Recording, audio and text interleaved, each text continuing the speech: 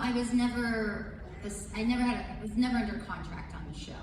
I was what they call a recurring guest star. So, and unfortunately what happened was I was getting other work, and that was giving me a contract.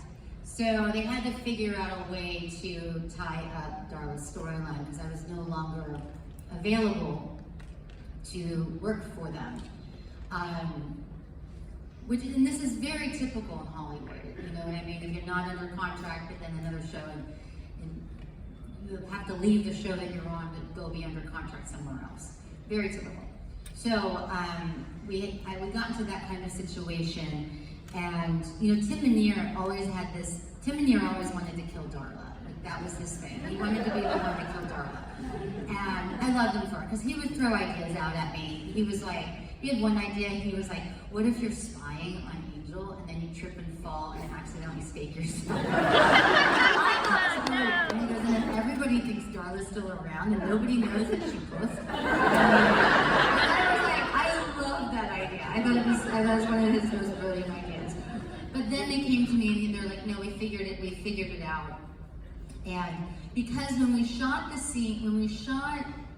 season 2, when I had relations, other kids?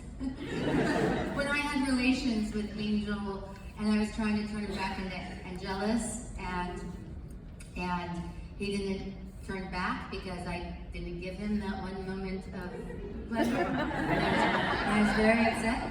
I remember on set making a joke to Tim Minear, and I said, wouldn't it be so funny if Darla came back at some point pregnant?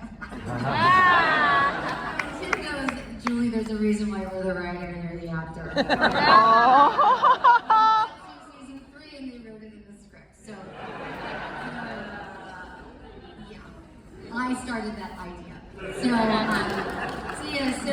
I thought it was really great. And I think too, they wanted, because at that time, we had the posting boards back then, and everybody hated me. They hated Darla and they hated Judy Benz.